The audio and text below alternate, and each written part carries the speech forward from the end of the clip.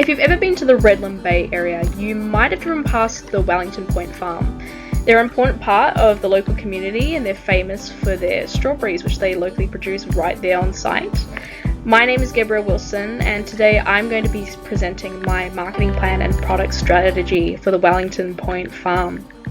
So firstly, the outline for today's presentation. I'm going to begin by providing their current market position and any issues I can see there, and then providing solutions to those issues so that we can resolve them and market better to the community. And then finally, I'm going to give some details on how we're going to strategically actually implement those solutions. So firstly, I would like to acknowledge the Aboriginal people as the traditional owners of this land and pay our respects to elders past, present and future. I'd especially like to honour the Quadamooka people who reside within the Wellington Point and Redland Bay area. So Wellington Point Farm currently has two main departments. It has its farmhouse restaurant. We can get coffee or breakfast, or you can have the Wellington Point Market Hall, the other department, where food is produced on the farm and then brought into the market hall for customers to purchase. So their current marketing position, obviously Queensland produces 42% of Australia's strawberry supply. So that's the legacy that Wellington Point's operating within. They use a farm to table model, obviously, where food is produced right there on site and brought in onto the table, and they're locally produced. So it's very healthy. Those are their distinguishing features.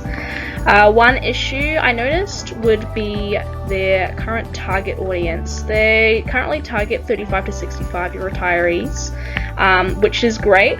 My only concern was that there's a younger audience that isn't being reached to within their current marketing model.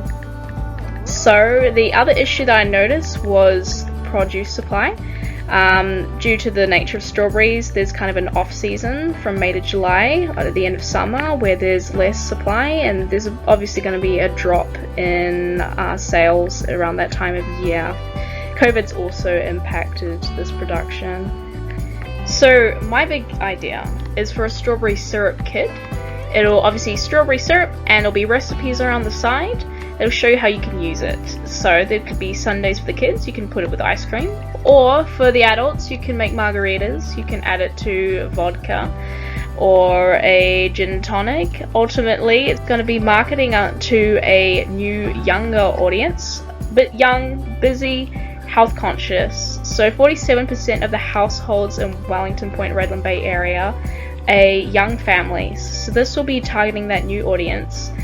Bringing in a new generation of people and a new market. So an example of this audience would be young mum Maggie.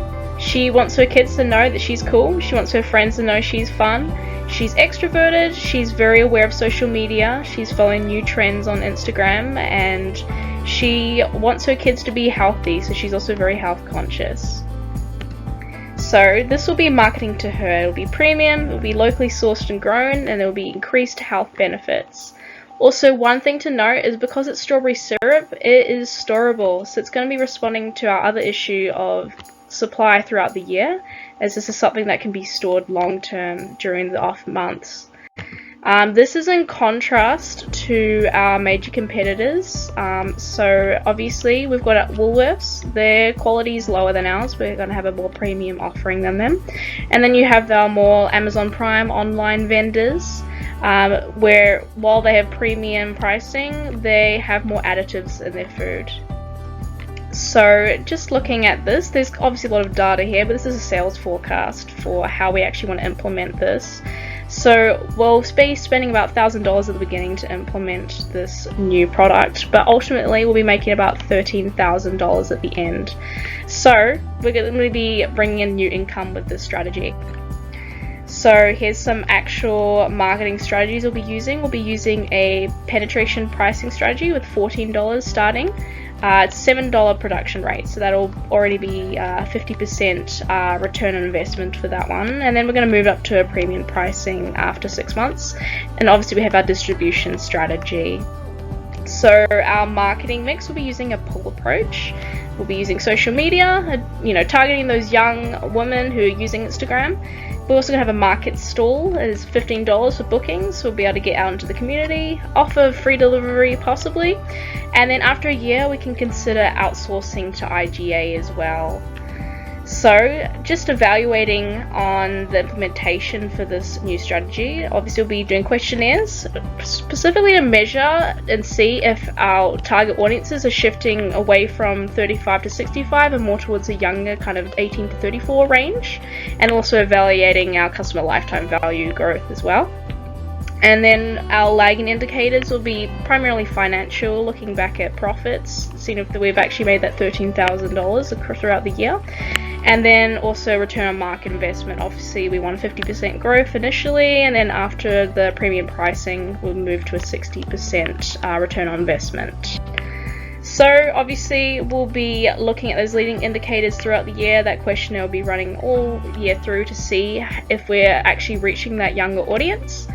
And then also we will be looking at those financial audits around the beginning and the end of the year when that's normally taking place.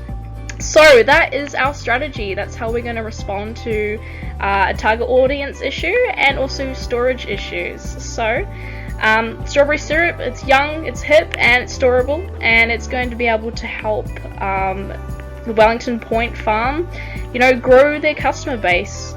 So that's my presentation. Thank you for watching today, and I hope you have a wonderful day.